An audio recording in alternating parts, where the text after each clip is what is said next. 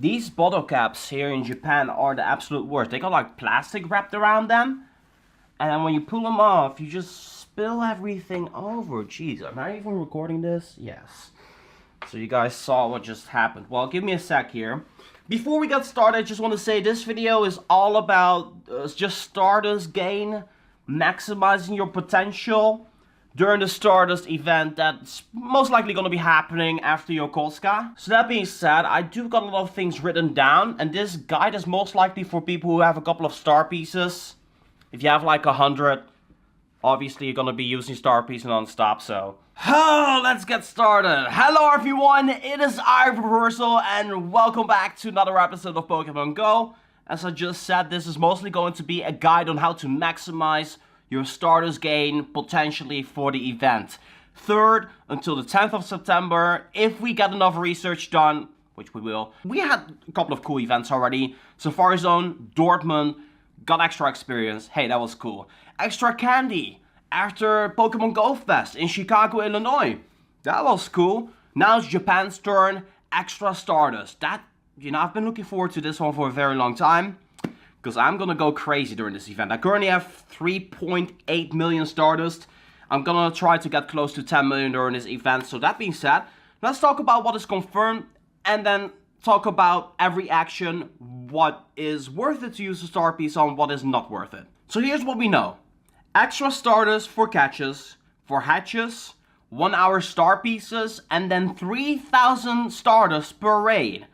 Now that on itself, the 3,000, that is crazy. That's a lot of Stardust. Usually for a regular raid, it would be 500. And this is 6 times the amount. Imagine with a star piece, 4,500. That's really good. To top that off, I mean, we're talking about raiding anyway. Moltres raids. Moltres will be coming back 8th of September. There is an in-game notification, of course, hyping this one up. There's just shiny variants on that one, which, you know, the fried chicken is pretty cool. I mean, it's a cool legendary. It's another one to just add to the collection, if you will. But the cool thing is, on the 8th of September, Moltres Day, on every single gym, with the exception of an EX raid gym, there's going to be Moltres. So it's going to be Moltres heaven. It's going to be KSC all over the globe, and I'm really excited for this one. There's going to be a lot of dust, but we'll talk about that. So here's what you need to know about catching. Catching, very straightforward. Catch a base Pokemon, 100 dust. Evolved Pokemon, 300 dust. Phase 3 Pokemon like Pidgeot, Charizard, Victory Bell, something random. Phase 3, 500 dust. Add Weather Boost on top of that, it is 25% more per catch. Then you add a star piece, 1.5 times more on top of that. So like let's say if you catch a Pidgeot for 500 dust, you have the weather boost because it is windy is 625. You add a star piece to that, that's going to be 937 dust, and then you're going to be getting yourself that bonus Stardust from the event. We don't know if it's 2 times or 3 times, but it's a lot. If it's 2 times, that means for that single capture with a star piece on, it's almost 2,000 dust, which is insane. And then on top of that, if you got yourself a triple dust, which that would be really insane, that would be close to 3,000 dust per capture. So here's my advice as far as catching concerned. If you're in an area where there's like, I don't know, like if you're able to capture yourself like maybe 100 Pokemon in an hour, yeah, definitely pop a star piece. I mean, it's a great amount of dust. Then let's talk about egg hatches. Now, I just want to tell you guys this. I personally don't think it is worth it to hatch any Alolan eggs, because you walk 7 kilometers and the amount of Stardust you're going to be getting, that range is the exact same as a 5k. So I would just personally, I'm just going to avoid any Alolan eggs. I'm also really tired of the Alolan like egg hatches. Like, they're really boring to me at this very moment. So, you know, I'm just not going to hatch any Alolan egg. What is interesting, however, is 9 times a 10 kilometer egg hatch. It's going to give you a lot of dust. But here's the amount of dust you're going to be getting per egg, so that way you can get yourself like a view of this. If you hatch a 2k, it gives anywhere between 400 to 800 Stardust. If you hatch a 5k, it's anywhere between 500 to 1600, and Alolan of course as well. And then a 10k is going to give you double that amount. So effectively, 2 kilometer eggs is going to give you the most Stardust per kilometer. But at the end of the day, if you got yourself 9 times a 10 kilometer egg hatch, now that really adds up on itself. So let's take this into perspective, right? You get anywhere between 1600 to 3200. You add a star piece on top of that, so that would be anywhere between 2400 and 4800. And then if you got double dust, that would be anywhere between almost 5000 to 10,000. So you can almost get up to 10k with a single 10km egg hatch.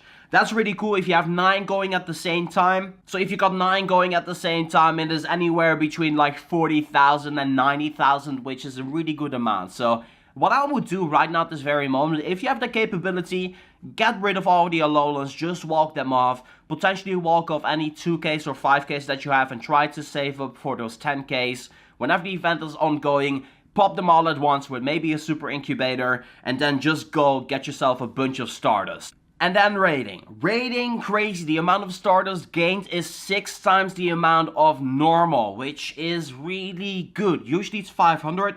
Now this 3000. With a star piece, it is 4500.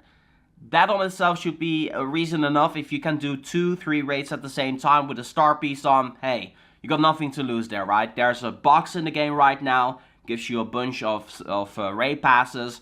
And then Moltres Day, that's where it gets really crazy, right? I'm gonna take something sort of relatable, like a relatable number, something that should not be hard to achieve if you're in a city. 25 raids. If you got a raid train or something like that, usually you go above 25, but 25, let's take that as the amount. You do 25 raids. Every single raid is going to give you 3000 Stardust. So at the end of the 25 raids during Moltres Day, you would have 75,000 Stardust. You add a star piece to that, that already goes up to 112,500 Stardust. Just for that day alone. While you're doing the raids, obviously you'll be catching Pokemon, so that number goes up even more. If you got some eggs ongoing, that number goes up even more. If you have a Gold Plus and you are in the lobby and you're still catching things, then it goes up even more. So it's really easy during Moltres Day to get at least over 100,000 Stardust on that day alone, which is crazy. In a couple of hours, getting 100k Stardust, hey, I would say go for it. So obviously the star piece is ongoing for an hour. It's not just 30 minutes, it's an hour. So that really does give the star piece way more value than it usually would be. That actually does make it that you can realistically really do a bunch of raids within the hour time span. I mean, it needs to be any sort of raid. It doesn't matter if it's a legendary or level 1, any raid is going to give you like 4.5k on the star piece. And then let's talk about berry feeding as well. I really feel that berry feeding is one of the most underrated ways to get yourself Stardust in Pokemon Go. If you use a star piece and you're feeding a berry, it's going to give you 30 Stardust. Which you might say, 30, not that much. If you do this 10,000 times with a star piece on, that is 300,000 dust. And that is not unrealistic. Definitely go out there, maximize your Stardust potential because it is going to be crazy. I'm going to show you guys my before and after Stardust. So whenever the event is happening, I'm going to make a screenshot. I'm going to vlog it. And I'm just going to gradually show you guys the amount of Stardust that I'm getting. I'm going to try to get from 3.8 million Stardust right now at this very moment. Or 3.9 or maybe 4 million by the time the event starts. All the way up to 10 million within the event time. And I'm going to show you guys how I do it. I'm going to do a bunch of catches, guys. Like a bunch of catches. I'm really close to 100k. I'm going to do a bunch of raids, especially during Moltres Day. Heck, I'm in Japan. I'm going to be in Tokyo. There's people all around there doing raids. And there's a bunch of gyms. So I will definitely be able to get myself at least 50 raids in, which is a bunch of dust already. And to top it off, I always got 9 times anything incubating. Because I still have 200 super incubators. Gonna use them all. And then burying as well. I'm just gonna show you guys everything along the way. Share your predictions in the comment section down below. How much dust do you think you're gonna be getting during this event?